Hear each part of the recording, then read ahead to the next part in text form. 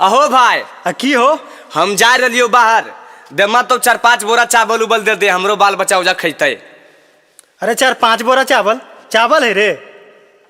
नहीं चावल खेता में उपजले जे की होले?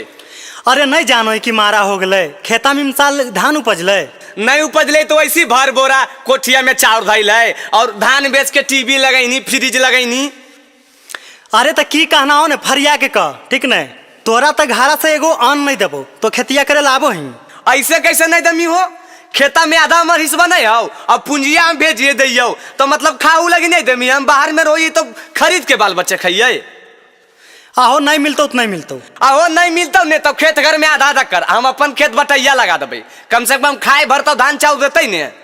हाँ तो ठीक हो जो बांट दो पंच के बोला ले। अरे पंच के की बोले भेजे पूरी 4 आदमी हखिन ये सब फैसला कर देथिन। हम रहबो घरवा तू रही है दलानी पहले बटे तो सुने खेत खरिहानी। आहो नहीं हो पहले घरा से शुरू करो। अरे पहले खेता कर। हम रहबो घरवा तू रही है दलानी पहले बटे तो सुने खेत खरिहानी। हकौ 3 बारी जे खेतवा ले बउआ हरवा में। अरे हरवा में तोरा नहीं मिलतो। अच्छा काहे हो हमरा हरवा में काहे नहीं देमी? अरे तो शहर में रहे वाला है ना खेती बाड़ी थोड़ी नहीं करे ले मी।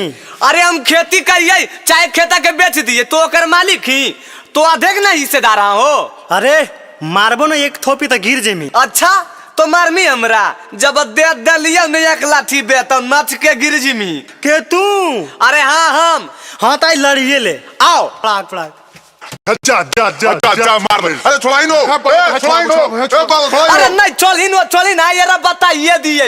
ए पिया रखल है ने कुछ झगड़वा में खेतवा बधरवा में जे जैसे कहो है करो बटवरवा दे दे हो इहे रहते घरवा में जी।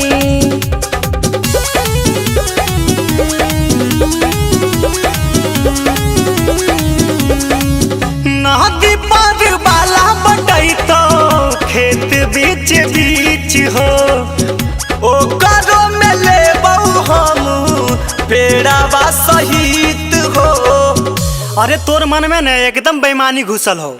बेईमानी के की बात है हो जम साइड हमर खेता रह तो पेड़ा हमर नहीं होता है। अरे तोरा कैसे दे दियो पेड़ा हो? एक दिन पानी डाले लेनी हाल हम पेड़ा रोपलियो पेड़ा में पानी डाल लिए पेड़ा हो तो हमर बुझली कि नहीं? आहो तो हम बाहर में रह लियो बाहर से खूब पैसा कमा के भेज लियो तो गांव में जमीन खरीदनी गाय खरीदनी ट्रैक्टर खरीदनी तो सब हमरे हो गए।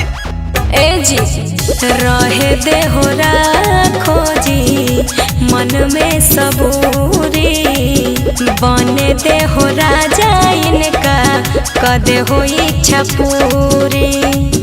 5 कट्ठा बाचल हो गऊ छोट की बधरवा में। अच्छा ठीक हो जो। आहो ठीक नहीं हो आओ सुन।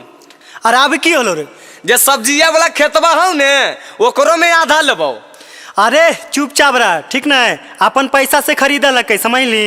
अहो तोर पैसा केने से आ गेलो हो? ये 20 मन धाना बेचो ने तोर पैसा हो गेलो हम महीने महीने 50,000 भेजो तो नहीं हमरे पैसा खरीद लो लेबो आधा नहीं तो ठीक नहीं होतो। अरे तो कुछ करियो लमी की रे? अरे गर्दावा हेट कर देबो मार के। अरे देखो इटवा बे कपड़ा रंग देबो। अजी काहे ले बहस लड़ा रहलो जा जाके अमीन के बुला लहो। हाँ जो जनिया के बात मान ले मौग में हर बा।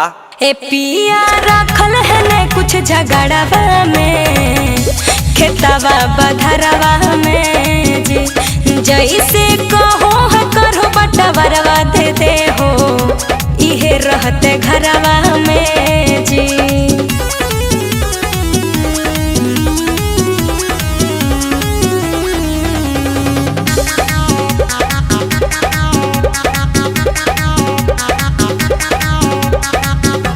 आज से अलग रे चूल्हा जो रही तो केतना हो कोठिया में चाउर बटाई तो। अच्छा उपजाइए हम दे दिए तोरा। आहो तो पूंजिया तोरा के दलको हम ही ना दलियो। जोर झूठा लड़े के टंठा करो हक ज्यादा मांगो है जे पिया दे दे हुआ आधा। हकौ जे दुकनिया बतई तो बाजार वाला दुकान पे आंख मत गड़ाओ, समझ ले। काहे हो?